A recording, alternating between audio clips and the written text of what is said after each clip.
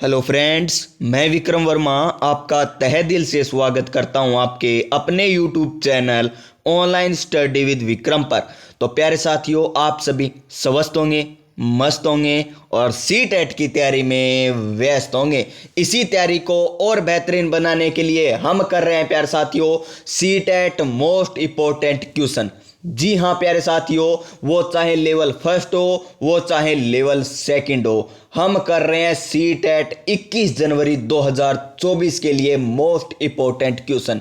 2015 से लेकर 2023 यानी अगस्त 2023 तक जितने भी पेपर हुए हैं ना, उन प्रश्नों के आधार पर, उन क्वेश्चनों के आधार पर हम मोस्ट इम्पोर्टेंट क्वेश्चन कर रहे हैं। और इससे पहले मैं आपको बता देता हूं प्यारे साथियों कि अब तक हमने सी टेट 2024 के लिए सीडीपी के प्रीवियस ईयर पेपर 2023 तक ऑफिशियल फाइनल आंसर की के साथ, इसी प्रकार हमने ईवीएस के, इसी प्रकार हमने मैथ के प्यारे साथियों, इसी प्रकार साइंस के प्रीवियस ईयर पेपर कर रखे हैं ऑफिशियल फाइनल आंसर की के अनुसार। तो अगर आपने वो क्लासें नहीं देखी है तो हमारे चैनल की प्लेलिस्ट में जाकर, या मैं डिस्क्रिप्शन में उनका लिंक दे दूंगा, तो ज्वाइन कर लीजिए उनको और क्लासें देख लीजिए। और क्लासें किस प्रकार देखनी है? फोन को हॉरिजेंटल मोड पर कर, क्योंकि प्यारे साथियों अगर फोन को आप छेदित रखते हो ना, तो आप नीचे स्क्रॉल करते जाते हो और थंबनेल इस प्रकार बनाए जाते हैं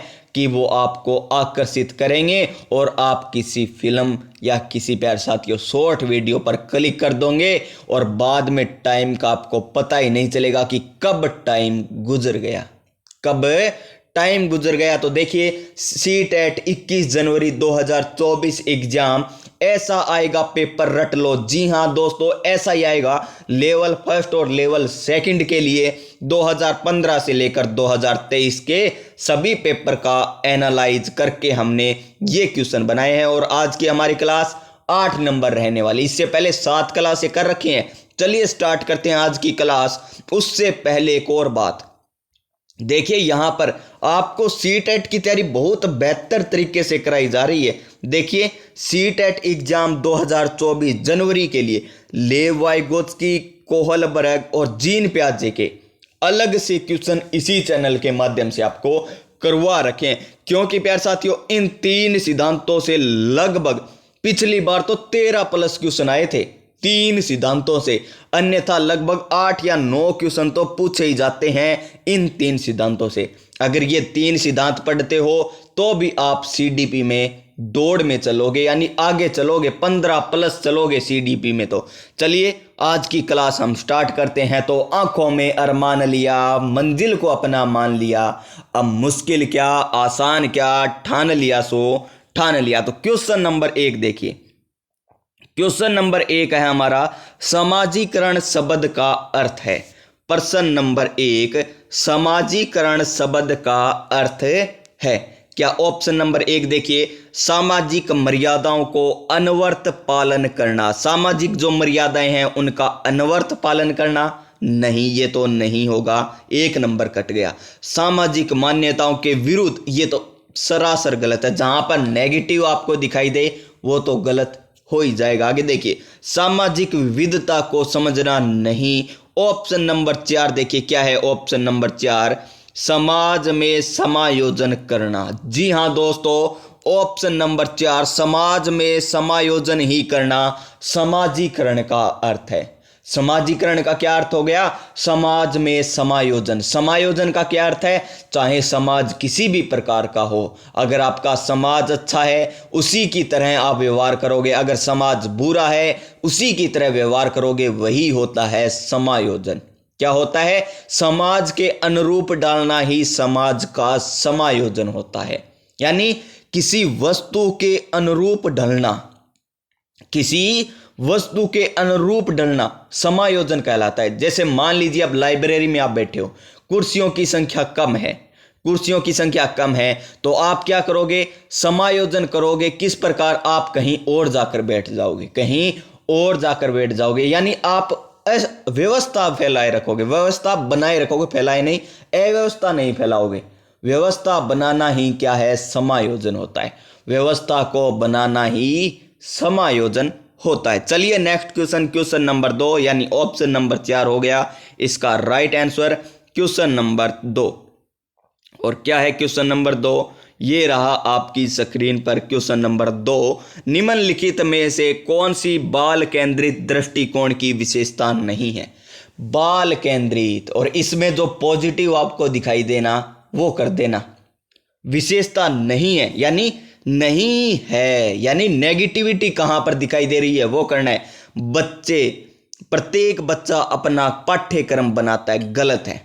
यही हो जाएगा इस क्वेश्चन का राइट आंसर। आगे देखिए, बच्चे निष्क्रिय प्रतिभागी हैं, सही है। प्रत्येक बच्चा अपने तरीके से अद्वितीय है, सही है। प्रत्येक बच्चे का शिक्षा का अधिकार है, सही है। यानी 1 नंबर क्वेश्चन, 2 नंबर क्वेश्चन का right answer option number 1, option number 1 हो जाएगा। क्वेश्चन नंबर 3, और क्या है क्वेश्चन नंबर 3? विचार न केवल, क्या है? विचार न केवल भाषा का निर्धारित करता है बल्कि उससे पहले भी आता है। विचार न केवल भाषा को निर्धारित करता है बल्कि उससे पहले भी आता है। निम्नलिखित में से किसने यह विचार प्रस्तुत किया था? तो ये किया था वाइगोत्स्की ने, यानी ऑप्शन नंबर 4। क्या आ जाएगा? ऑप्शन नंबर 4 आ जाएगा इस क्वेश्चन का राइट आंसर, क्वेश्चन नंबर 4।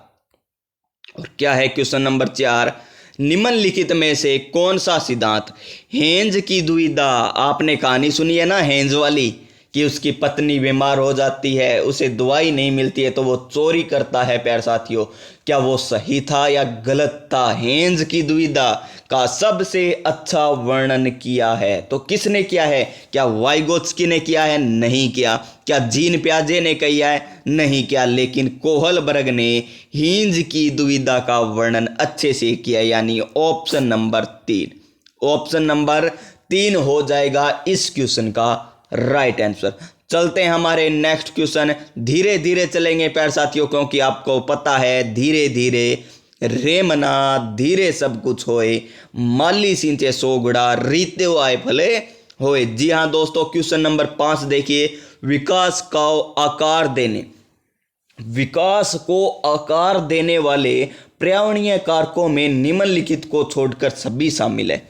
शिक्षा की गुणवत्ता शामिल है, पोषण की गुणवत्ता शामिल है, पर्यावरणीय कारक पूछे हमें, संस्कृति शामिल है, शारीरिक गठन पर्यावरणीय कारक नहीं है, यानी ऑप्शन नंबर 4 हो जाएगा इस क्वेश्चन का राइट आंसर। शिक्षा की गुणवत्ता पर्यावरण से प्राप्त होती है, पोषण भी पर्यावरण से और संस्कृति भी पर्यावरण से प्राप्त होती है। चलिए हमारा नेक्स्ट क्वेश्चन देखते हैं, क्वेश्चन नंबर 6।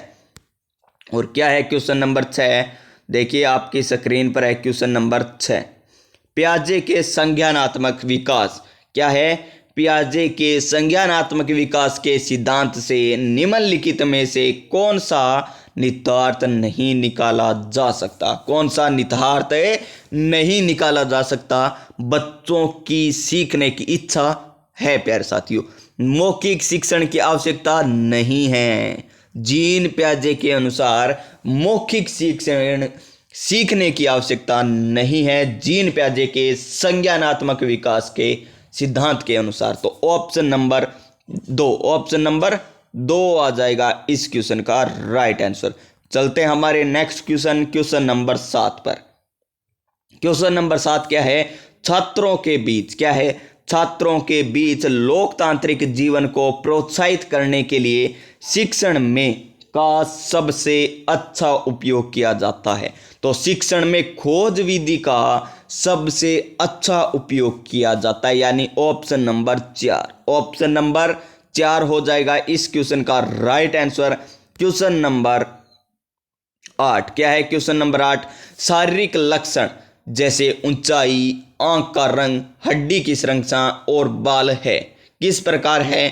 क्या ये प्राथमिक गुण हैं? क्या गौण गुण हैं? क्या विरासत में नहीं मिला? क्या विरासत में मिले गुण हैं? ऊंचाई, आंखों के रंग, हड्डी की संरचना और बाल है गौण गुण। क्या है?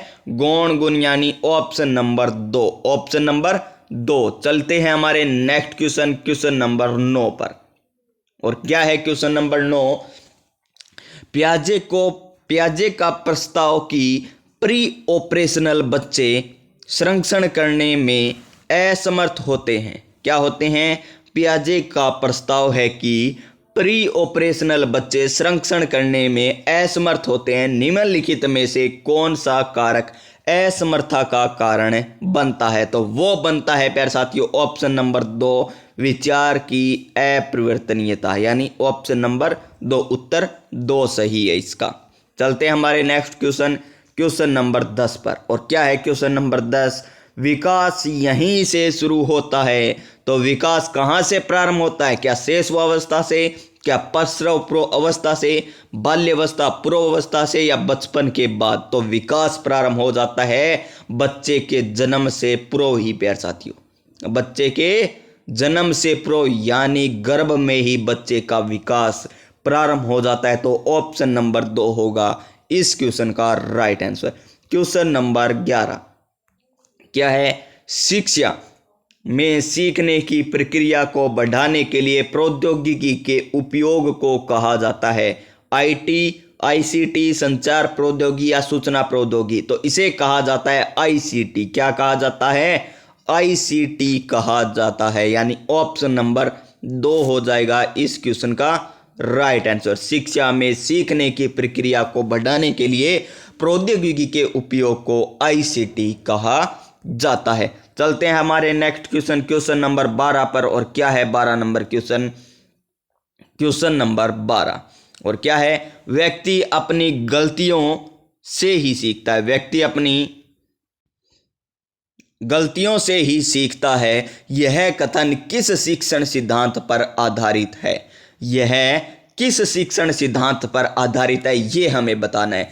वाद्य कंडीशनिंग, अंतर्दृष्टि, परीक्षण एवं त्रुटि और शास्त्रीय कंडीशन? तो इस क्वेश्चन का राइट आंसर है परीक्षण एवं त्रुटि, यानी व्यक्ति अपनी गलतियों से ही सीखता है। यह कथन है परीक्षण एवं त्रुटि, यानी वो परीक्षण करेगा तो त्रुटि आएगी तो वो उसे पता चलेगा कि ये त्रुटि इस कारण आई है, तो वो आगे ये त्रुटि नहीं करेगा। यानी त्रुटियों से भी हमें सीखने को मिलता है। तो इस क्वेश्चन का राइट आंसर है ऑप्शन नंबर 3। क्या है? Option number 3।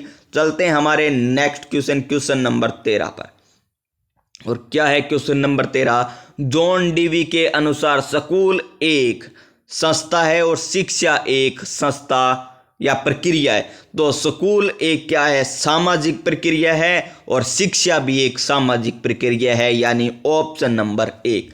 स्कूल और शिक्षा दोनों सामाजिक प्रक्रियाएं हैं। किसके अनुसार? जॉन डीवी के अनुसार। किसके अनुसार? जॉन डीवी के अनुसार शिक्षा और स्कूल एक सामाजिक संस्थाएं हैं या व्यवस्था है। चलते हैं हमारे नेक्स्ट क्वेश्चन। इसका right answer option number 1, question number 14। क्या है?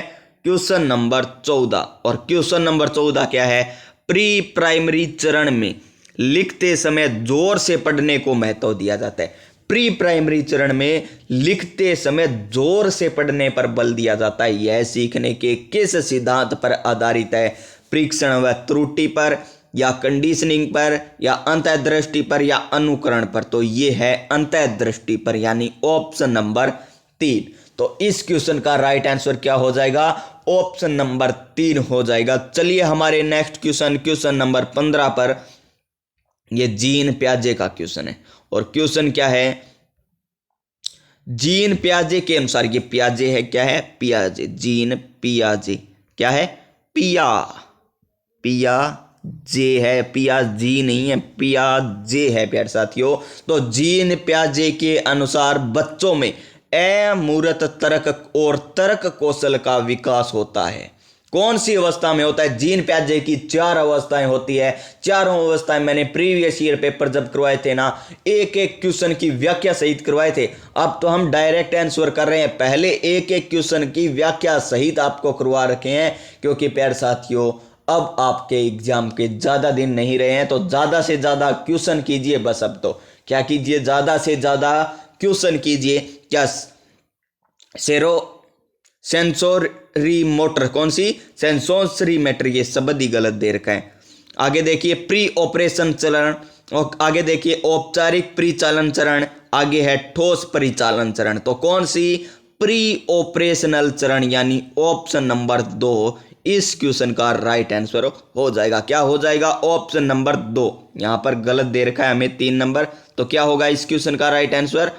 ओहो, देखिए पहले क्वेश्चन देखिए, अमूर्त तर्क पूछ रखा है हमें। क्या है? अमूर्त तर्क और तर्क कौशल का विकास, तो इसका राइट आंसर 3 नंबर ही होगा। क्या होगा? 3 नंबर, औपचारिक परिचालन चरण में। औपचारिक परिचालन चरण में होता है अमूर्त तर्कों का विकास। साथियों, अमूर्त तर्कों का विकास जीन प्याजे की कौन सी अवस्था में होता है? तो औपचारिक परिचालन चरण, औपचारिक परिचालन चरण में होता है। तो देखिए प्यारे साथियों, ये थे सीटेट के लिए मोस्ट इंपॉर्टेंट क्वेश्चन जो हर बार एग्जाम में पूछे जाते हैं। तो आज की क्लास अच्छी लगे तो वीडियो को लाइक कर दीजिए, चैनल को सब्सक्राइब कर लीजिए। मिलेंगे हम नेक्स्ट वीडियो में, तब तक के लिए जय हिंद, जय भारत।